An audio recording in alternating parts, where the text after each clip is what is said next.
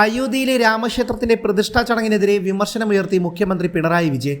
ആരാധനാലയത്തിന്റെ ഉദ്ഘാടനം സർക്കാർ പരിപാടിയായി കൊണ്ടാടുകയാണെന്ന് വ്യക്തമാക്കിയ മുഖ്യമന്ത്രി, ഭരണഘടനാപരമായ ഉത്തരവാദിത്തം സംരക്ഷിക്കാൻ പ്രതിജ്ഞ ചെയ്തിട്ടുള്ള നാം ചടങ്ങിൽ പങ്കെടുക്കാതെ മതേതര മൂല്യങ്ങളോടുള്ള പ്രതിബദ്ധത ഒന്നുകൂടി ഉറപ്പിക്കാൻ ഈ പരിപാടിക്ക് കിട്ടിയ ക്ഷണം നിരസിക്കുകയാണ് വേണ്ടതെന്നും പറഞ്ഞു. ഇന്ത്യ എന്ന ജനാധിപത്യ റിപ്പബ്ലിക്കിന്റെ ആത്മാവാണ് മതനിരപേക്ഷത.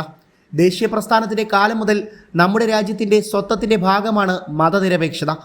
ഇന്ത്യൻ സമൂഹത്തിലെ എല്ലാ വിഭാഗങ്ങൾക്കും ജനങ്ങൾക്കും തുല്യമായി അവകാശപ്പെട്ടതാണ് നമ്മുടെ രാജ്യം, മുഖ്യമന്ത്രി പ്രസ്താവനയിലൂടെ വ്യക്തമാക്കി.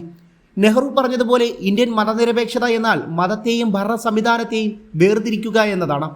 ആ മതനിരപേക്ഷത ഉയർത്തിപ്പിടിക്കുന്ന ശക്തമായ പാരമ്പര്യവും നമുക്കുണ്ട്. എന്നാൽ മതവും ഭരണ സംവിധാനവും തമ്മിലുള്ള അകലം ഓരോ ദിവസവും കുറഞ്ഞു വരികയാണ്. ഒരു മതപരമായ ചടങ്ങ് രാഷ്ട്രത്തിന്റെ ഔദ്യോഗിക പരിപാടിയായി ആഘോഷിക്കപ്പെടുന്ന ഘട്ടത്തിലേക്ക് നാം എത്തിയിരിക്കുന്നു.